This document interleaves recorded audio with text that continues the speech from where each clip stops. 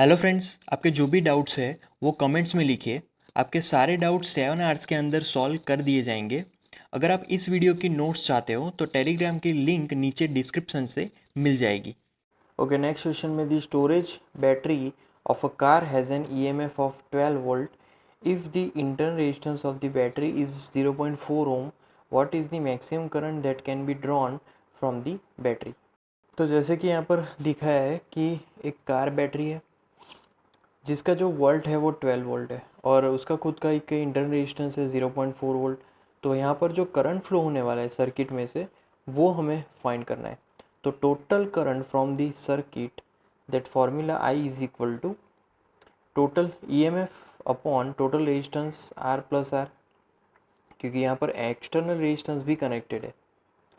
तो अब यहाँ पर एक्सटर्नल रेजिस्टेंस जो कनेक्टेड है उसकी वैल्यू ज़ीरो है, तो वो वैल्यू ज़ीरो हो जाएगी। तो अब बचा सिर्फ I maximum current is equal to E M F upon small r. अब वैल्यूज़ रखेंगे तो E M F upon small r, E M F कितना है तो वो 12 है और स्मॉल आर 0.4 है। तो यहाँ पर आंसर हमें मिलेगा वो होगा 30 एम्पियर। तो 30 एम्पियर जितना मैक्सिमम करंट उसमें से फ्लो हो सकता है। नेक्स्ट क्वेश्चन में a battery of EMF 10 volt and internal resistance 3 ohm is connected to a resistor. If the current in the circuit is 0.5 ampere, what is the resistance of the resistor? What is the terminal voltage of the battery when the circuit is closed? तो 10 volt जितने EMF वाली और 3 ओम जितने internal resistance वाली एक battery एक resistance के साथ कनेक्टेड है। अगर सर्किट में से 0.5 एम्पियर जितना जो करंट है वो फ्लो हो रहा है, तो जो रेजिस्टेंस है वो कितना होगा, और जब सर्किट कंप्लीट होगी तब टर्मिनल वोल्टेज कितना मिलेगा। तो हमें यहाँ पर दो चीज़ फाइंड करनी है, एक तो external resistance and terminal voltage. तो स्टार्ट करेंगे same equation, I is equal to E M F upon total resistance R plus R, right. तो अब यहाँ पर जो कैपिटल आर है उसको सब्जेक्ट बनाएंगे, तो कैपिटल आर सब्जेक्ट, तो उसके लिए यहाँ पर R plus R is equal to E upon I आ जाएगा। तो capital R is equal to E upon I minus R. Okay, अब वैल्यूज़ रखेंगे अंदर, तो R is equal to 10 upon 0.5 minus 3, right. तो आफ्टर कैलकुलेशन जो यहाँ पर हमारा जो आंसर होगा वो होगा 17 ओम। तो ये होगा एक्सटर्नल रेजिस्टेंस। अब टर्मिनल वोल्टेज की अगर बात करें तो terminal voltage V is equal to I into R according to Ohm's law. तो इज इक्वल टू कितना करंट फ्लो होगा, तो वो है 0.5 एंड जो रेजिस्टेंस है वो है 17, राइट। तो आंसर यहाँ पर आफ्टर मल्टीप्लिकेशन हमें मिलेगा वो होगा 8.5 वोल्ट। तो ये है हमारा टर्मिनल वोल्टेज। नेक्स्ट क्वेश्चन में 3 resistors 1, 2 and 3 are combined in series, what is the total resistance of the combination. चलो पहले तो टोटल रेजिस्टेंस फाइंड कर लेते हैं, सीरीज़ में कनेक्टेड है। और उसके बाद का क्वेश्चन है कि अगर कॉम्बिनेशन में 12 वोल्ट का मैं बैटरी अगर कनेक्ट कर रहा हूँ जिसका इंटरनल रेजिस्टेंस है ही नहीं, तो वहाँ पर वोल्टेज ड्रॉप कितना मिलेगा, राइट। तो सर्किट कुछ इस प्रकार से है, तीनों रेजिस्टेंसेस सीरीज़ में है। तो अब उसका इक्विवेलेंट फाइंड करने के लिए R is equal to summation करना है, तो 1 + 2 + 3, राइट। तो यहाँ पर टोटल रेजिस्टेंस हमें मिलेगा 6 ओम। उसके बाद यहाँ पर इंडिविजुअली वोल्टेज ड्रॉप फाइंड करना है, तो उसके पहले मुझे टोटल करंट फाइंड करना होगा जो भी सर्किट में से फ्लो हो रहा है। तो total current I is equal to E M F upon R, जो हमने फाइंड किया इक्विवेलेंट वो वाला। अब वैल्यूज़ रखेंगे तो ई एम एफ कितना है 12 एंड इक्विवेलेंट रेजिस्टेंस है 6। तो यहाँ पर आंसर जो हमें मिलेगा वो होगा 2 एम्पियर। तो करंट जो सर्किट में से फ्लो हो रहा है वो है 2 एम्पियर। अब हर रेजिस्टेंस में से मिलने वाला वोल्टेज ड्रॉप, तो पहला रेजिस्टेंस जो है उसमें पहला वोल्टेज ड्रॉप तो V1 is equal to I R1। तो 2 इंटू R1 कितना है 1, तो आंसर कितना मिलेगा 2 वोल्ट। अब दूसरा वोल्टेज ड्रॉप तो वो होगा V2 is equal to I into R2। I कितना है 2 एंड R2 है 2, तो 2 इंटू 4 वोल्ट, राइट। और तीसरा वोल्टेज ड्रॉप वो है V3 is equal to I into R3, right. तो पहला करंट कितना है 2 एंड R3 कितना है 3, तो यहाँ पर आ जाएगा 6 वोल्ट। तो ये इंडिविजुअल रेजिस्टेंसेस के वोल्टेज ड्रॉप हो गए। नेक्स्ट क्वेश्चन में 3 resistors 2, 4, 5 are combined in parallel. What is the total resistance of the combination? If the combination is connected to a battery of EMF 20 volt and negligible internal resistance, determine the current through each resistor and the current drawn from the battery. तो पहले connection draw कर लेते हैं। तो circuit यहाँ पर कुछ इस तरीके से कनेक्टेड है। जो बैटरी है वो है 20 वोल्ट और जो करंट फ्लो हो रहा है उसमें से वो है आई जितना, राइट। तो यहाँ पर 3 पोर्शन करंट के मिलेंगे, I1, I2 एंड I3। तो ये हो जाएगा I1, दिस इज़ I2 और ये I3, राइट। तो 3 अलग अलग करंट मिलेंगे। अब यहाँ पर पहले तो हम लोग इक्विवेलेंट फाइंड कर लेंगे। जो भी रेजिस्टेंस है वो, पहला जो रेजिस्टेंस है वो है 2, दूसरा 4 एंड तीसरा 5। तो 2, 4 एंड 5, तो इक्विवेलेंट पहले फाइंड करेंगे। इक्विवेलेंट फाइंड करने के लिए सारे रेजिस्टेंस के रेसिप्रोकल्स का हमें सम करना है। तो 1 upon R equivalent is equal to 1/2 plus 1/4 plus 1/5, right. तो यहाँ पर जो आर मिलेगा उन सब का इक्विवेलेंट, तो वो होगा 20/19 ओम, राइट। अब इंडिविजुअल करंट फाइंड करेंगे। इंडिविजुअल करंट के लिए I1 फॉर्मूला है इज इक्वल टू E/R1। तो E कितना है 20/R1, R1 है 2, तो वो आंसर होगा 10 एम्पियर। देन आफ्टर I2, तो I2 is equal to E/R2। E 20/R2 है 4, तो वहाँ पर आंसर मिलेगा 5 एम्पियर, राइट। एंड थर्ड वो है हमारा I3। I3 is equal to again same formula E/R3, तो 20/5, तो वहाँ पर आंसर होगा 4 एम्पियर। तो ये थर्ड करंट होगा। अब यहाँ पर बैटरी में से टोटल हमें करंट फाइंड करना है। तो टोटल करंट मतलब sum of all individual currents, right. तो सम करना है सिर्फ। तो I is equal to I1 plus I2 plus I3, तो सबका समेशन, तो उसका आंसर आएगा I is equal to 19 ampere, right. तो ये टोटल करंट होगा जो कि बैटरी में से फ्लो होगा। नेक्स्ट क्वेश्चन में at room temperature 27 degree Celsius the resistance of a heating element is 100 ohm. What is the temperature of the element if the resistance is found to be 117 ohm, given that the temperature coefficient of the material of the resistor is 1.70 into 10 raised to minus 4 degree Celsius inverse.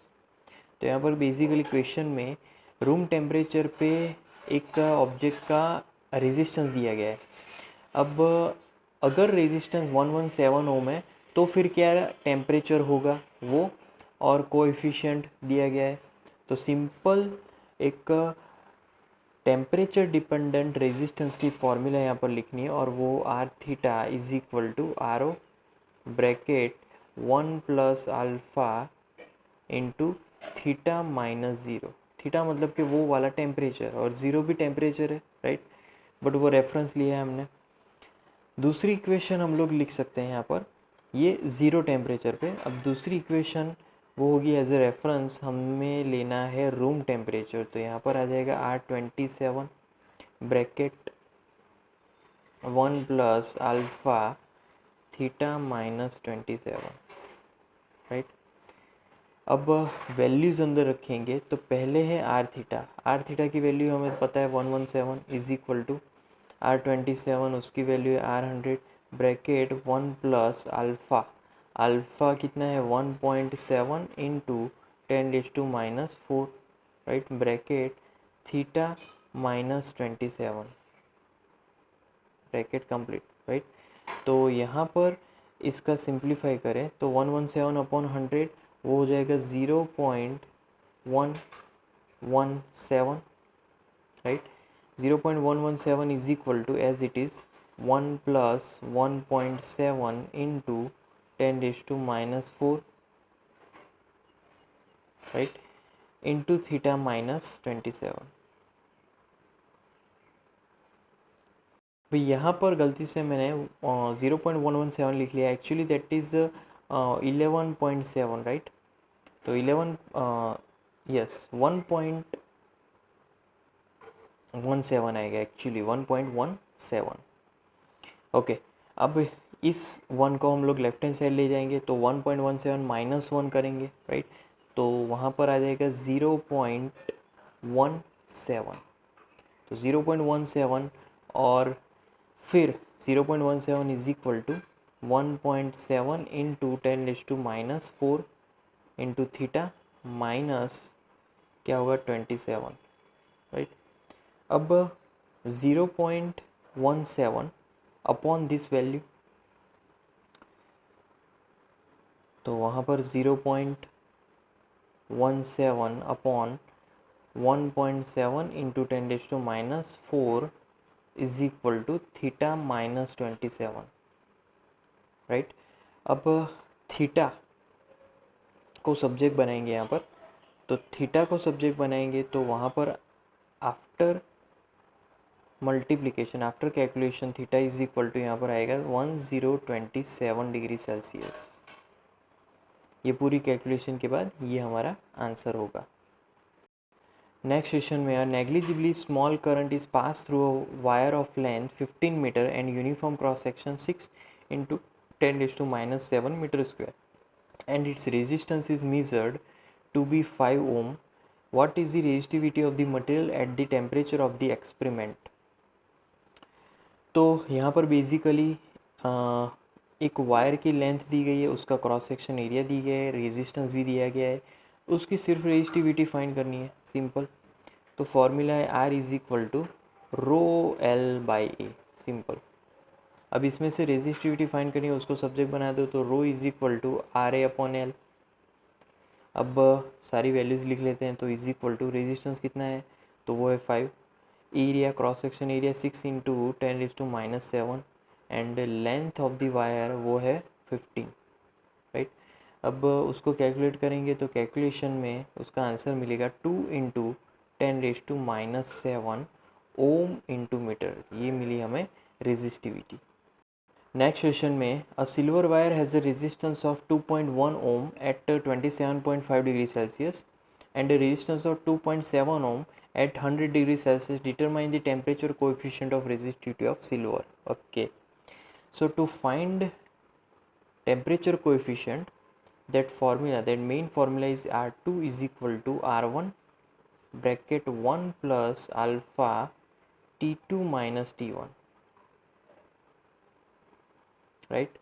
अब यहाँ पर इसको simplify करें तो वो होगा R2 upon R1 is equal to 1 plus alpha into T2 minus T1, right. अब यहाँ पर जो राइट हैंड साइड 1 है उसको लेफ्ट हैंड साइड ले जाए तो उसको कैलकुलेट करने के बाद यहाँ पर मिलेगा R2 minus R1 upon R1 is equal to alpha into T2 minus T1, right. ये फॉर्मूला हो जाएगी। अब अल्फ़ा को सब्जेक्ट बनाएंगे तो alpha subject alpha is equal to R2 minus R1 upon R1 into T2 minus T1, ये formula हो जाएगी। अब उस फॉर्मूला में वैल्यूज़ रखेंगे तो अल्फ़ा इज इक्वल टू, अब R2 कितना है 2.7 जो कि 100 डिग्री सेल्सियस पे है, माइनस 2.1 27.5 डिग्री सेल्सियस पे 2.1 इंटू T2 है 100 माइनस 27.5, राइट। अब इसको कैलकुलेट करेंगे तो कैलकुलेशन में अल्फ़ा इज इक्वल टू मिलेगा 0.0039 डिग्री सेल्सियस इनवर्स, तो ये हो गया हमारा अल्फ़ा। नेक्स्ट क्वेश्चन में a heating element using nichrome connected to a 230 volt supply draws an initial current of 3.2 ampere which settles after a few seconds to a steady value of 2.8 ampere. What is the steady temperature of the heating element if the room temperature is 27 degrees Celsius? Temperature coefficient of resistance of a nichrome averaged over the temperature range involve 1.70 into 10 raised to minus 4 degree Celsius inverse. तो एक nichrome एक क्या है, alloy है, right. तो nichrome को हम लोग गर्म करने वाले हैं, राइट। अब उसको हमने 230 वोल्ट सप्लाई के साथ कनेक्ट किया है, राइट। और तब जो स्टार्टिंग का जो करंट है वो 3.2 एम्पियर मिल रहा है, बट कुछ सेकंड्स बाद वो स्टेडी करंट मिल रहा है, वो है 2.8 एम्पियर। अब रूम टेम्परेचर कितना है, 27 डिग्री सेल्सियस। तो जो वायर है उसका टेम्परेचर कितना होगा, उसका स्टेडी टेम्परेचर कितना होगा, और यहाँ पर नाइक्रोम का टेम्परेचर कोएफिशिएंट दिया गया है, राइट। तो पहले तो मैं रेजिस्टेंस फाइंड करूँगा इनिशियल जब करंट ज़्यादा था तब, तो V अपॉन I1 वैल्यूज़ रखेंगे। तो वैल्यूज़ में V की वैल्यू है 230 एंड I1 है वो है 3.2। तो इसका जो आंसर होगा वो हमें यहाँ पर मिलेगा इज इक्वल टू 71.875 ओम। ये जब करंट इनिशियल में था तब। अब स्टेडी स्टेट में हम लोग रेजिस्टेंस फाइंड करेंगे, तो स्टेडी स्टेट का resistance R2 is equal to formula होगी V अपॉन I2। अब फिर से वैल्यूज़ रखेंगे, V की वैल्यू तो कांस्टेंट ही रहेगी, तो वो होगा 230 अपॉन, अब न्यू करंट है स्टेडी करंट 2.8, इसका यहाँ पर कैलकुलेशन हमें मिलेगा is equal to 82.143 ohm, right. ये हो जाएगा R2। अब हम लोग हमारी जो रेजिस्टेंस की वैल्यू है जो कि टेम्परेचर पर डिपेंडेंट है वो रखेंगे। तो R2 is equal to R1 bracket 1 plus alpha T2 minus T1, right. ये फॉर्मूला होगी। अब यहाँ पर T2 माइनस T1 को सब्जेक्ट बनाएंगे, तो R2 minus R1 upon R1 into alpha is equal to T2 minus T1। अब वैल्यूज़ रखेंगे सारी, तो यहाँ पर T2 minus T1 is equal to R2 यहाँ पर कितना लेंगे 82.143 माइनस R1 लेंगे यहाँ पर 71.875, right, upon R1 into alpha. तो R1 इंटू अल्फ़ा मतलब कि 71.875 इंटू अल्फ़ा है 1.7 into 10 raise to minus 4, right. अब इसको सिंप्लीफाई करेंगे तो T2 माइनस T1 को राइट हैंड साइड ले जाएं तो प्लस T1 हो जाएगा। T1 कितना है 27, तो प्लस 27, राइट। फिर सारी वैल्यूज़, तो 82 माइनस 71 वाला टर्म तो वो हो जाएगा 10.268 अपॉन डिनोमिनेटर में 0.01222 मिलेगा, राइट।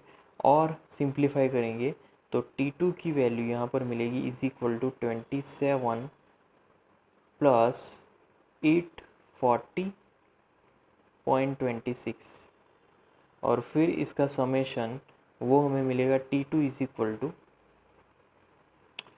867.26 degree Celsius, right. तो ये इतना टेम्परेचर मिलेगा हमें।